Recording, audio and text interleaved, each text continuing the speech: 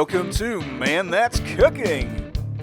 In this video, we're going to show you how to make loaded baked potato salad. Yeah, this is the perfect side dish for your summer barbecue.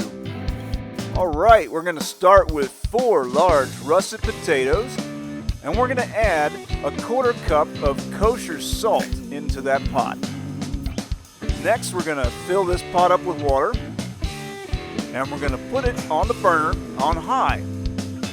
And while we're cooking our potatoes, we're going to get 6 slices of bacon ready in the frying pan. Make sure you get yourself some thick quality bacon. Don't be getting yourself some turkey bacon or some low-fat alternative.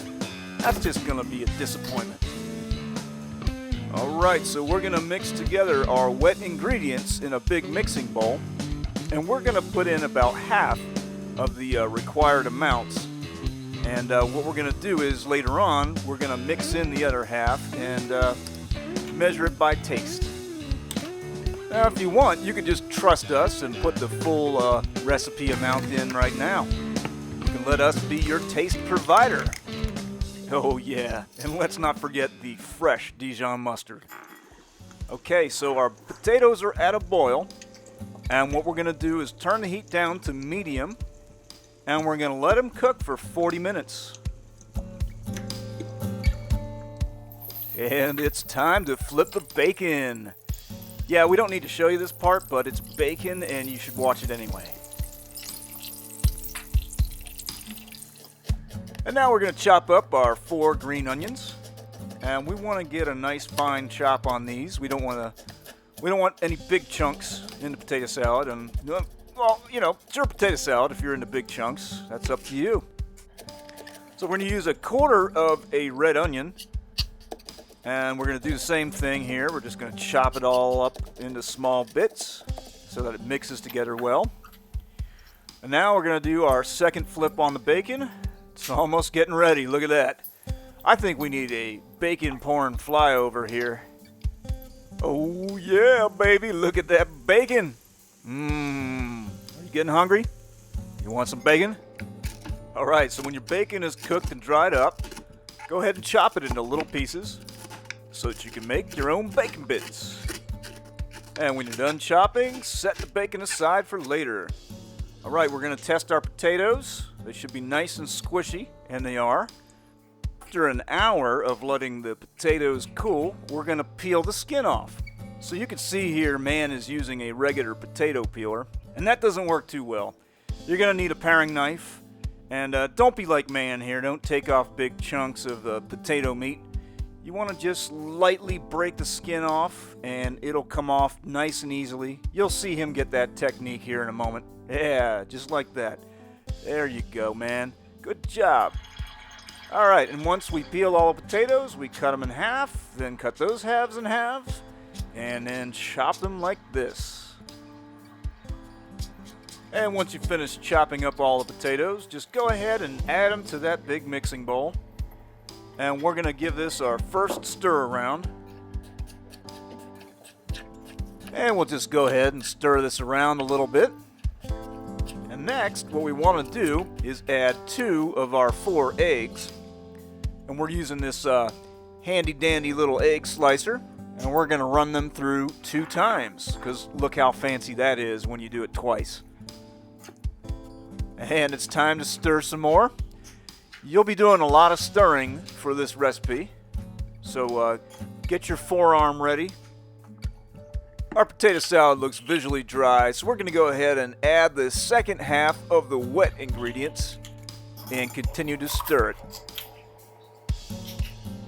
And after we add these wet ingredients, we're going to add our chopped onions, and we're going to save a little bit of the green onions for garnish on the top.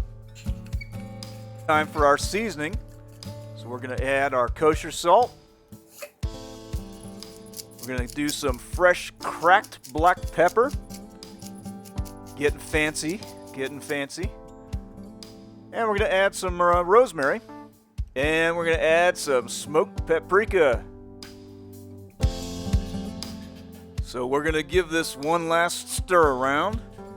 And then what we're going to do is cover it up with some cellophane. And we're going to put this in the refrigerator, and we're going to let it sit overnight. And that's because man said his forearm hurts and he can't stir anything anymore. Alright, it's the next day, and we're going to stir this up again a little bit and bring it back to life. And now at this point, everything should be nice and gelled together so we can do our final ingredients and a taste test. So we're adding about a cup of cheese, and we're putting in most of our chopped bacon. We're going to save just a little bit for a topping. And now we're going to stir this up again now that man's forearm has recovered. Time for a taste test. We're going to see if we need to add anything more like mayonnaise or salt or pepper, and we do. So we're adding 1 more tablespoon of everything. And then we're going to add more salt and pepper. Time to stir it up one more time, and I think we've got it. So let's get the last 2 eggs in there for our top layer, because that's all about show and making people want to eat it. Let's add some more cheese on the top layer, and the rest of our onions and the rest of our bacon. Then you want to stir this up a little bit to make it look like it's natural. Yep, that looks natural. Whoa, look at that. That is loaded. Only thing more loaded than this is your grandpa on a Friday night. This is an easy recipe, folks. You can make this at home. You can make it at other people's homes. We don't care. Just make it. Tell us what you think. Give us some comments in our video section. Click like if you like this video. Subscribe. Check out our website. Oh man, here comes the train. Here comes the train. Open up. Oh, it's not for you though. Sorry, you're not here. Come on down to manthat'scooking.com. Check out our website and our other recipes. Thanks for watching.